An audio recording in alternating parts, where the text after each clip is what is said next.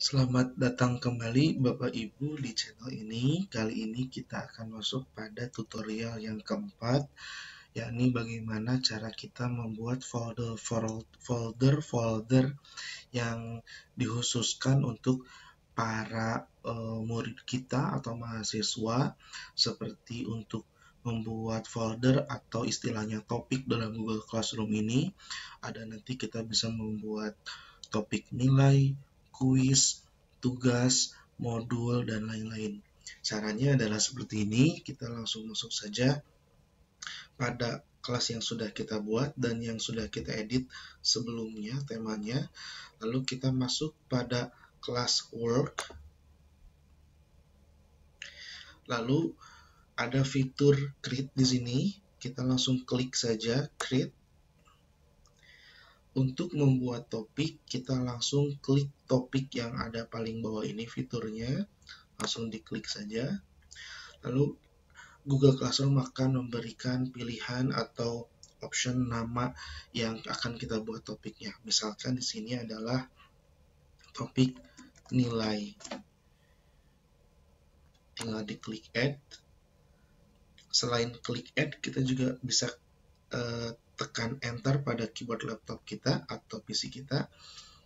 Kita akan buat topik yang kedua. Setelah nilai, kita akan buat topik modul atau handout seperti ini. Kemudian enter, maka akan muncul modul yang kedua. Untuk pertama kali kita membuat kelas akan ada arahan seperti ini ya, yang kita tinggal klik go to it saja. Sudah ada dua topik. Kita akan buat lagi topik yang ketiga. Biasanya saya membuat di sini topiknya adalah kuis. Klik add lagi, kemudian akan tampil lagi seperti ini folder atau topik yang baru. Kita akan tambahkan lagi topiknya adalah tugas. Ini sesuai dengan keinginan dan kebutuhan ibu bapak di kelas. Kalau kuis biasanya saya biasa menggunakan untuk kuis yang memang menggunakan Google Form yang disediakan pada Google Classroom ini. Namun untuk tugas yang lebih kepada esai atau rencana tugas mahasiswa begitu. Kita klik add lagi untuk topik yang baru ini. Berikutnya kita bisa menambahkan biasanya kalau saya di kelas juga menambahkan video-video tutorial yang bisa didapatkan dari YouTube karena ini produknya Google, jadi ini akan link dengan YouTube. Kita bikin lagi topiknya khusus untuk video tutorial seperti ini, lalu klik add,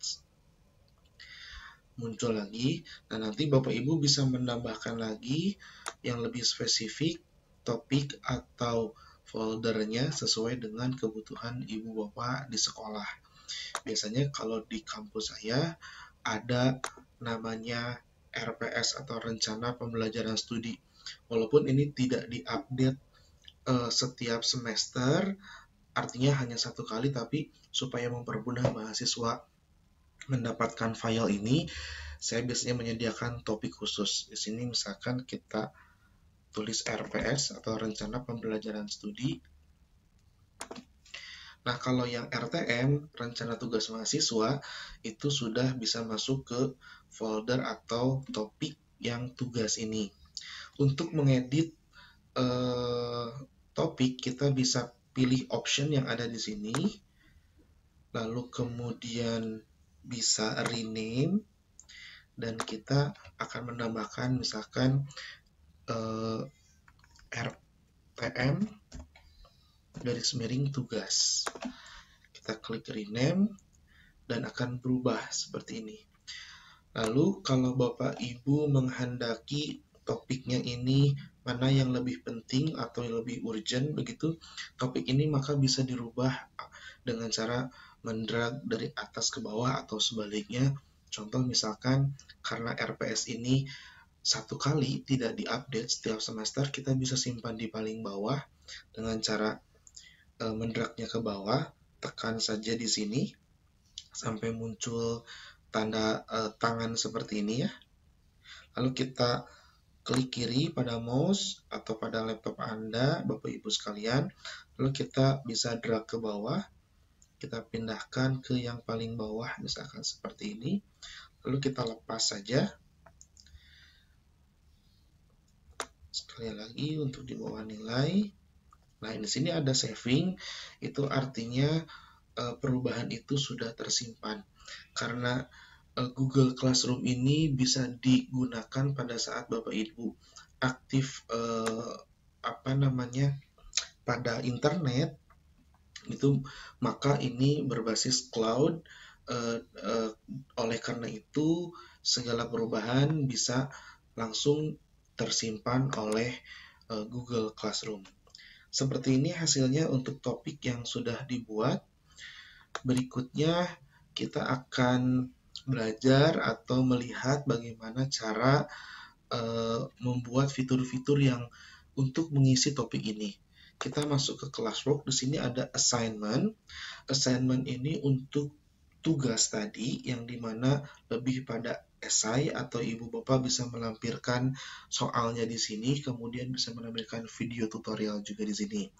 Kemudian quiz itu digunakan untuk quiz yang menggunakan Google Form. Question ini untuk ada pertanyaan atau semacamnya, bisa juga digunakan di Classroom ini. Material ini untuk mengisi modul-modul atau handout. Kemudian reuse post itu digunakan untuk tugas di satu kelas, bisa Bapak Ibu gunakan di kelas yang lainnya, jadi tidak usah membuat manual dari awal kembali, tapi bisa dengan menggunakan reuse post ini. Kita akan mulai satu persatu, mulai dari assignment sampai ke reuse post pada tutorial yang berikutnya. Terima kasih.